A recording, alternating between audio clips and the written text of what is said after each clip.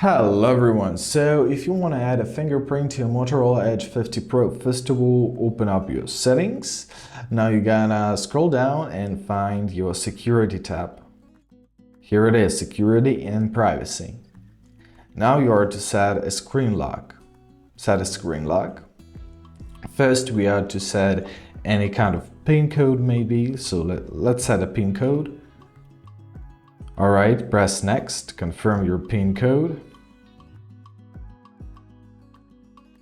Alright, and now we are to set our fingerprint. So find in security and privacy, find your device unlock option and press fingerprint. Now we need to enter our PIN.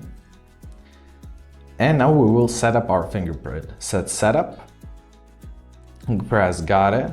And now we need to put our finger to sensor. So put it. Alright, now we need to touch and hit.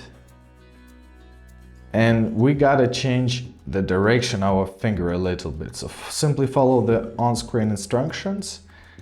It's gonna be pretty easy.